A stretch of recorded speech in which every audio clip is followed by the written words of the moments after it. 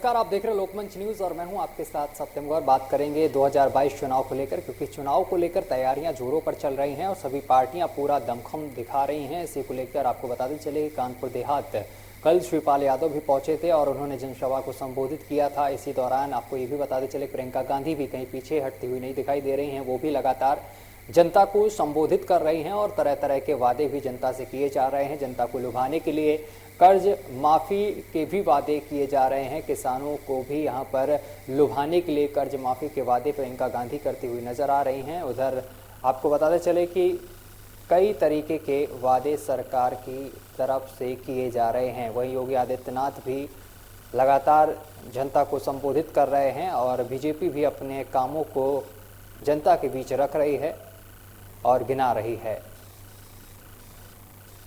और इसी पर चर्चा करेंगे कि उत्तर प्रदेश में कैसा माहौल बना हुआ है। इसी को लेकर हमारे साथ हमारे संवाददाता अलग अलग जिले से हमारे साथ जुड़ गए हैं। सभी का आपसे परिचय करा दें। हमारे साथ गाजियाबाद से अजीत जुड़ गए हैं और कदीम बुलंदशहर से जुड़ गए हैं और इसी के साथ हमारे साथ सतीश गोंडा से जुड़ गए हैं सीधा लाइव। तो सबसे पहले अजीत का रुख करेंगे जो गाजियाबाद से हमारे साथ सीधा लाइव जुड़े हुए हैं। गाजियाबाद से कदीम हमारे साथ, माफ करिएगा, अजीत जुड़े हुए हैं। अजीत, अगर गाजियाबाद की बात की जाए तो कैसा माहौल देखने को मिल रहा है 2022 चुनाव को लेकर? जनता का क्या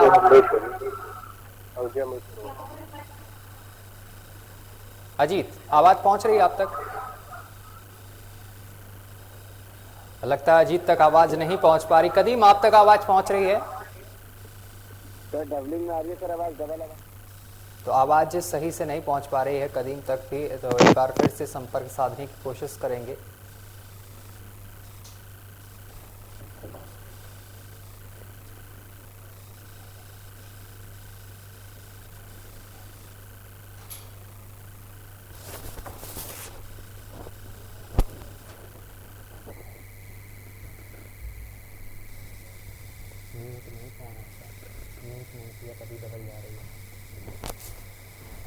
तो ये तस्वीरें हम आपको दिखा रहे हैं। अखिलेश यादव भी लगातार जनता को संबोधित कर रहे हैं और वादे भी किए जा रहे हैं जनता को लुभाने के लिए।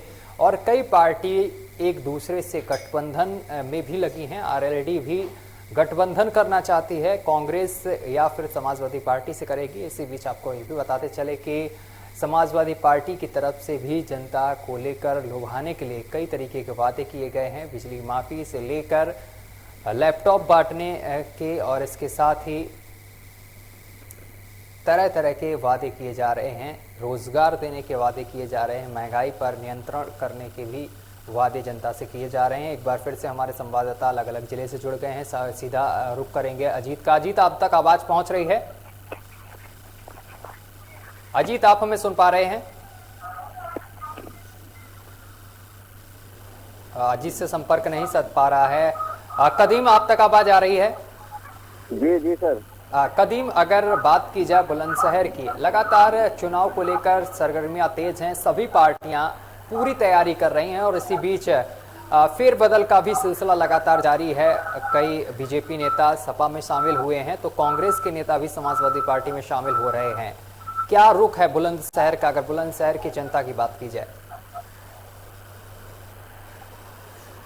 बिल्कुल सत्यम जी, अगर बुलंदशहर की बात करें 2022 का विधानसभा का चुनाव बिल्कुल आगामी त्योहार सर पर है। अगर हम चुनाव की बात करें या पार्टी की बात करें, भारतीय जनता पार्टी की बात करिए तो भारतीय जनता पार्टी हो, आम आदमी पार्टी हो, समाजवादी पार्टी हो, भीम आदमी पार्टी हो या बसपा पार्टी हो, लगातार सभी पार्टियां बुलंदशहर के अंदर अपना जनता से डोर टू डोर जनसंपर्क कर रही है, जनसंपर्क साध रही है, जनता से संपर्क बनाने में जुटी है।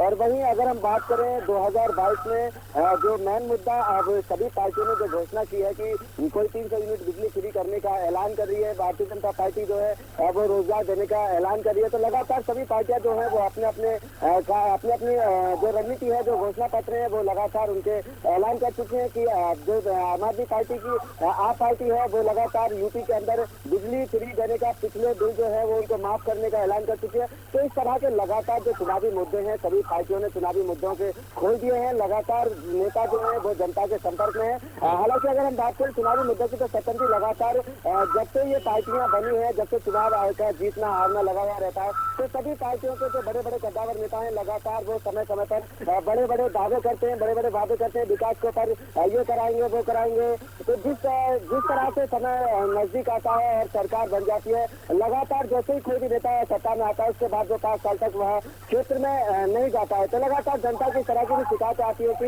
नेताजी जीतने के बाद में वो क्षेत्र में नहीं आए, चुनाव जीते, हम लोगों से वादा किया, विकास के मुद्दे पर बात की, चाहे वो गरीबों के मकान हो, पेंशन हो, या खड़ंजे हो, नाली हो, या शहर के जो रोड हो, तो लगातार विकास के मुद्दे पर नेता बात करते हैं और उसके बाद वो चुनाव जीतने जाते हैं और जिसके बाद वो 5 साल तक लगातार क्षेत्र में नहीं जाते। तो इस तरह की शिकायत भी आती है। अब देखना ये होगा कि आम आदमी पार्टी अपनी बात कर रही है, भारतीय जनता पार्टी अपनी जीत की दावे कर रही है। वही बात करें समाजवादी पार्टी की, तो समाजवादी पार्टी के मुखिया अखिलेश यादव भी कई बार ये दावा कर चुके हैं कि 350 प्लस सीट जो है वो सपा के खाते में आएंगी। लेकिन स्वतंत्र जी सबसे बड़ी बात यही है, ये तो आने वाला समय ही बताएगा कि कौन सी पार्टी के खाते में कितनी सीट आएंगे। हालांकि अगर हम इसकी बात करें तो भारतीय जनता पार्टी का भी लगातार दबदबा बन रहा है और पूरी तरह से सत्ता में भारतीय जनता पार्टी बनी हुई है। बुलंदशहर की बात करें तो बुलंदशहर की 7 विधानसभा सीटों पर भारतीय जनता पार्टी का कब्जा है और जो कि पूर्ण बहुमत से सरकार बन रही है। प्लस भारतीय जनता पार्टी के जो अच्छे खासे वोटों से बुलंदशहर में उनकी जीत हुई थी, लेकिन फिर एक बार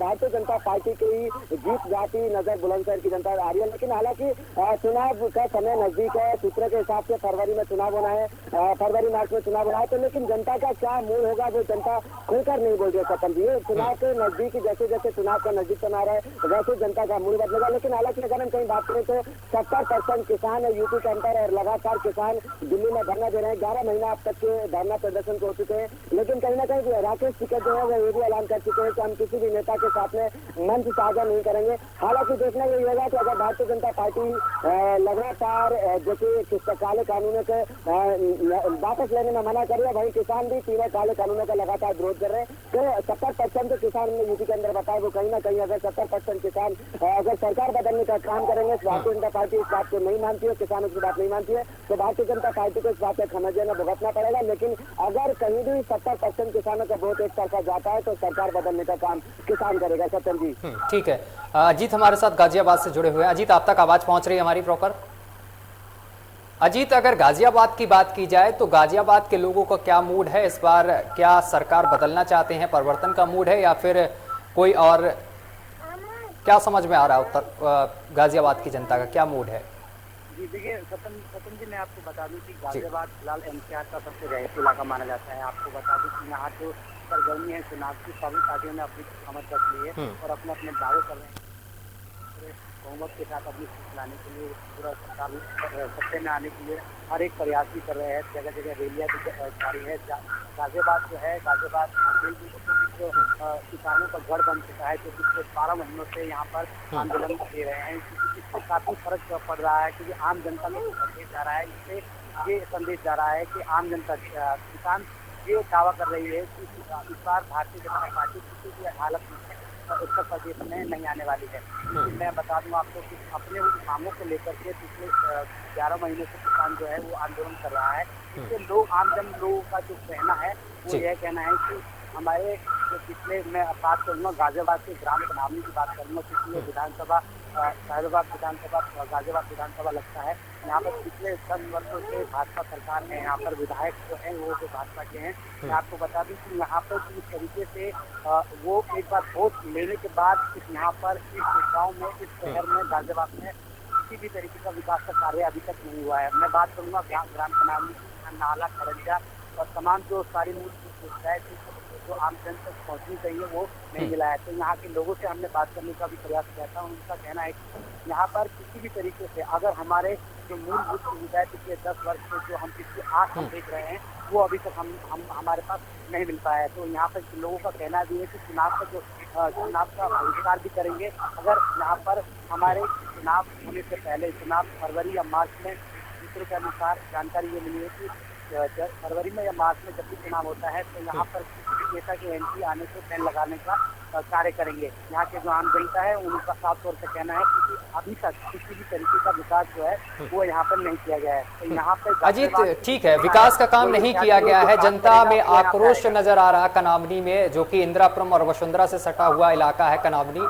जितनी की मुझे जानकारी है कि इन्हीं इलाकों से सटा हुआ कनावनी एक गांव पड़ता है, आप उसी गांव में मौजूद हैं। तो क्या लगता है आखिर कनावनी और आसपास के जो क्षेत्र हैं, जो आसपास के गांव हैं, इन लोगों में जो लोग रह रहे हैं उनका क्या मूड है? आखिर किस पार्टी को आगे चुनेंगे चलकर, किस पार्टी को वोट करेंगे? क्योंकि यहाँ पर बीजेपी के साथ साथ समाजवादी पार्टी भी लगातार प्रचार प्रसार कर रही है, उनके कार्यकर्ता भी लगातार प्रचार प्रसार कर रहे हैं और तरह तरह के वादे भी किए जा रहे हैं, रोजगार देने के वादे किए जा रहे हैं। और वहीं अगर कांग्रेस की बात की जाए तो कांग्रेस भी इसमें पीछे हटती हुई नजर नहीं आ रही है। तो क्या लगता है आखिर गाजियाबाद की जनता का मूड क्या है? देखिए, मैं बता दूं कि यहाँ के लोगों ने ये ऐलान कर दिया है कि यहाँ पर लगातार जो रैली है, जो पार्टी के तमाम जो मीटिंग है, सारे कार्यक्रम है, वो यहाँ पर लगातार समाजवादी पार्टी, तमाम आम आदमी पार्टी लगातार चुनाव को देखते हुए जैसे जैसे चुनाव नजदीक आ रहे हैं वैसे वैसे इनके कार्यक्रम, मीटिंग और तमाम जो चीजें हैं वो यहाँ गाजियाबाद में देखने को मिल रहे हैं। ग्राम कनावनी की बात करूँ तो लगातार यहाँ पर सभी पार्टी ने अपनी समझ रखी है और यहाँ पर लगातार अपनी तरफ से पूरा प्रयास जो है वो चुनाव के अंदर शुरू किया गया है। आपको बता दूं कि हर एक पार्टी दावा कर रही है कि हम यहाँ पर आने के बाद जो मेन समस्या है यहाँ की हरंजे की मेन समस्या है, नाली की बड़ी समस्या है। सबसे बड़ी समस्या है कि जो उस क्षेत्र में जो कॉलोनी, अवैध कॉलोनी बसाई गई है उसमें लोगों को सुविधाएं नहीं मिल पाती, जैसे कि बिजली का मीटर, लाइट, ये इन सभी चीज़ों का ध्यान रखते हुए सभी पार्टियों ने ये दावा किया है कि यहाँ पर अगर हम आ जाते हैं तो यहाँ पर हर कीमत पर यहाँ पर बिजली और जो भी तमाम जो सुविधाएं हैं जैसे कि सड़क, नाले, सभी चीज़ को हम बनवाएंगे। अब यहाँ पर सबसे बड़ी बात ये देखी जाती है कि सभी पार्टी दावा तो कर देते हैं पर चुनाव जीतने के बाद यहाँ पर किसी भी तरीके से लोगों को देखने तक नहीं आता है कोई नेता। तो इसी प्रकार से आगे देखते हुए आम जन जो जिन्होंने ऐलान किया है कि किसी सब चीज को मद्देनजर रखते हुए उन्होंने चुनाव बहिष्कार करने का फैसला भी किया है। अब देखने वाली बात ये होगी कि 2022 का चुनाव किसके साथ बैठता है। ठीक है अजीत, वापस आएंगे आपके पास। हमारे साथ गोंडा से हमारे संवाददाता अजीत भी लगातार हमारे साथ लाइव जुड़े हुए हैं। अजीत, अगर गोंडा की बात की जाए तो गोंडा की जो जनता है, जो गोंडा के लोग हैं, उनका क्या विचार है? इस बार सरकार का परिवर्तन करना चाह रहे हैं या फिर सरकार ने जो कार्य किए हैं उनसे संतुष्ट नजर आ रहे हैं? जी सत्यम जी, विधानसभा चुनाव 2022 जैसे जैसे चुनाव करीब आ रहा है, सभी राजनीतिक पार्टियों के जो नेता हैं सुरक्षित सम्मानजनक के स्थान में के तलाश में अपना दल भी बदलते नजर आ रहे हैं। आपको बता दूं मैं सत्यम जी, बहुजन समाजवादी पार्टी से दिग्गज नेता रह चुके अब्दुल हाफिज मलिक, जो कि समाजवादी पार्टी में पहुंचकर राष्ट्रीय अध्यक्ष अखिलेश यादव की मौजूदगी में सदस्यता ली है। अगर वही बात की जाए तो छपिया के पूर्व ब्लॉक प्रमुख बिंद्रा प्रसाद शुक्ल ने कल बीजेपी पार्टी को छोड़कर समाजवादी पार्टी की सदस्यता ली है। तो जिस तरह से समाजवादी पार्टी में नेतागण जो बीजेपी के नेता हैं वो समाजवादी पार्टी की सदस्यता ले रहे हैं, इससे कहीं न कहीं ये अंदाजा लगाया जा सकता है कि कहीं न कहीं समाजवादी पार्टी का पल्ला भारी पड़ रहा है। अगर वहीं बात की जाए तो चाहे वो समाजवादी पार्टी हो, चाहे वो बीजेपी पार्टी हो, चाहे कांग्रेस पार्टी हो, चाहे वो आम आदमी पार्टी हो, सभी राजनीतिक पार्टियां दमखम से 2022 का विधानसभा चुनाव करीब है, जिसको लेकर सभी राजनीतिक पार्टियां अपने दमखम से जनता के बीच में जा रही हैं, संपर्क कर रही हैं और सभी की समस्याएं सुन रही हैं। जी सचिन जी, ठीक है। कदीम, बिल्कुल सतीश ने एक बात तो बिल्कुल साफ कर दी है कि जिस तरीके से वो मैंने भी स्टार्टिंग में बोला था कि लगातार बीजेपी के कई नेता सपा में शामिल हो रहे हैं, कांग्रेस के भी नेता सपा में शामिल हो रहे हैं। तो क्या लगता है इस बार सपा का पल्ला भारी नजर आ रहा है? कदीम, बिल्कुल सत्यम जी, जिस तरह से बड़े बड़े कद्दावर नेता पार्टी को छोड़कर समाजवादी पार्टी ज्वाइन कर रहे हैं तो उस चीज से एक अंदाजा लगाया जा सकता है कि जो अभी हमारे सहयोगी ने कहा कि समाजवादी पार्टी का जो पल्ला है वो भारी होता नजर आ रहा है। लेकिन कहीं ना कहीं अगर देखी जाए तो कुछ जो बसपा पार्टी के नेता थे या भारतीय जनता पार्टी के कुछ कद्दावर नेता थे जिन्होंने कुछ किसान आंदोलन के चलते हुए या कुछ मजबूरी के चलते हुए जो समाजवादी पार्टी को ज्वाइन किया है, तो इसका कहीं ना कहीं ये जरूरी नहीं है कि समाजवादी पार्टी जो सत्ता में आएगी। लेकिन कहीं ना कहीं बात जो आती है सत्ता में आने की, वो जनता ही इसका फैसला करेगी, जनता को पड़ेगी किस नेता को वो अपना मुखिया बनाएगी। लेकिन सत्यम जी, सबसे बड़ी बात यह है विकास की अगर हम बात करें तो जैसे चुनावी का दौर आता है, जो जनता के बीच जैसे ही सभी पार्टियों के नेता जाते हैं, मौजूदा समय में चुनाव का समय है, लगातार सभी पार्टियों के नेता गांव में डोर टू डोर जनता से जनसंपर्क कर रहे हैं और लगातार विकास के मुद्दे पर बात कर रहे हैं, बड़े बड़े दावे कर रहे हैं कि इस तरह का विकास होगा, ये होगा और गांव में विकास की गंगा बहेगी, शहरों में विकास की गंगा बहेगी।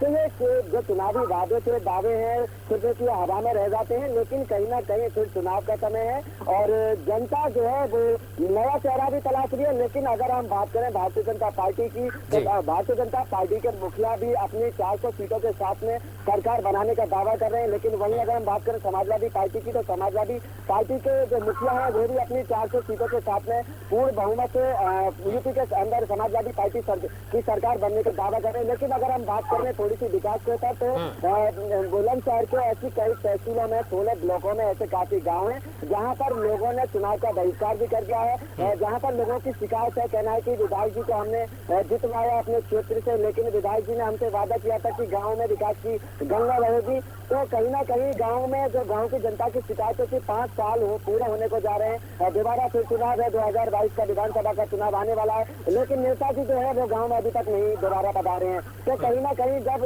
सीधी कदीम, ठीक है कदीम, क्या लगता है कदीम, जो बुलंदशहर की जनता है, इसके साथ बुलंदशहर के जो किसान हैं, इसका असर देखने को मिलेगा? क्योंकि किसान लगातार पिछले 10 महीने हो चुके हैं और लगातार प्रदर्शन कर रहे हैं दिल्ली की सीमाओं में और प्रदेश के अलग अलग हिस्से में। तो क्या लगता है 2022 में कहीं ना कहीं किसानों, जिस तरीके से किसान नाराज हैं बीजेपी सरकार से, उसका असर भी देखने को मिलेगा और किसानों का समर्थन क्या विपक्ष को मिलेगा?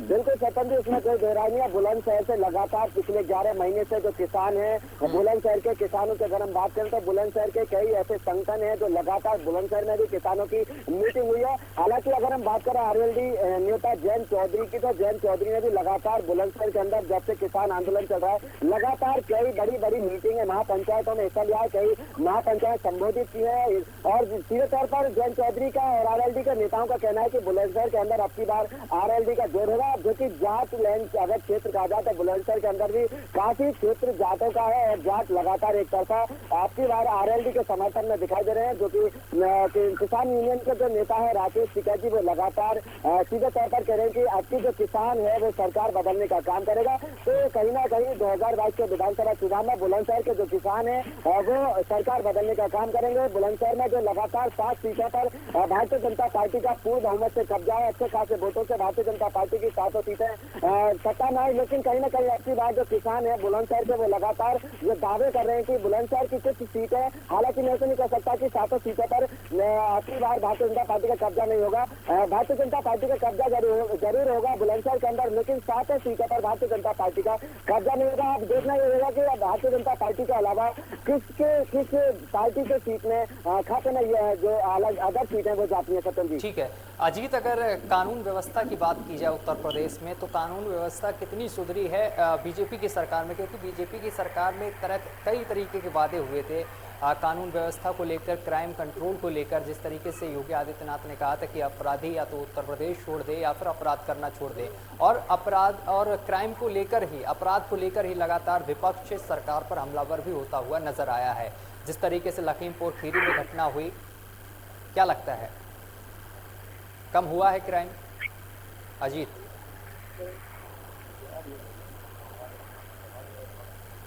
अजीत आप तक आवाज पहुंच रही है? अजीत तक आवाज नहीं पहुंच पा रही है। सतीश आप तक आवाज पहुंच पा रही है? सतीश आप तक आवाज पहुंच पा रही है? जी जी जी सतन जी, सतीश आप तक आवाज पहुंच पा रही है? सतीश से भी हमारा संपर्क नहीं सध पा रहा है, तो कदीम का रुख करेंगे। कदीम, क्या लगता है जिस तरीके से कानून व्यवस्था को लेकर सरकार ने तरह तरह के वादे किए थे, बीजेपी की सरकार आने के बाद उत्तर प्रदेश में कानून कम हुआ है, वो अपराध का ग्राफ कम हुआ है? बिल्कुल सत्यम जी, अगर हम बात करें अपराध की, तो कहीं ना कहीं ये बात मानी जाएगी, देखी भी जा रही है कि उत्तर प्रदेश के अंदर भारतीय जनता पार्टी की सरकार में क्राइम कम हुआ है। लेकिन अगर हम बात करें पूरी तरह से क्राइम कम हुआ तो ऐसा नहीं है, लगातार क्राइम चल रहा है। लेकिन समाजवादी पार्टी की सरकार के देखते हुए, पिछले समय को देखते हुए, पिछली सरकारों को देखते हुए भारतीय जनता पार्टी की सरकार में क्राइम कम होता नजर आ रहा है। जी सत्यम जी। चलिए, तमाम जानकारी साझा करने के लिए आप तीनों का बहुत बहुत शुक्रिया। हमारे साथ जुड़े तो आपको बताते चले 2022 चुनाव को लेकर सरगर्मियां तेज नजर आ रही हैं। कई पार्टी के जो नेता हैं, बीजेपी के जो नेता हैं वो सपा में ज़्यादातर शामिल हो रहे हैं और वहीं कांग्रेस के भी कई दिग्गज नेता समाजवादी पार्टी का दामन थाम रहे हैं। वहीं आपको बताते चले कि समाजवादी पार्टी की तरफ से इस बार तरह तरह के वादे किए गए हैं जनता को लुभाने के लिए। रोजगार का भी वादा किया गया है, लेकिन देखना ये होगा कि 2022 चुनाव में किसके सर ताज सजता है। फिलहाल मेरे साथ अभी के लिए बस इतना ही। देश दुनिया की तमाम खबरें देखने के लिए देखते रहिए आपका अपना चैनल लोकमंच न्यूज।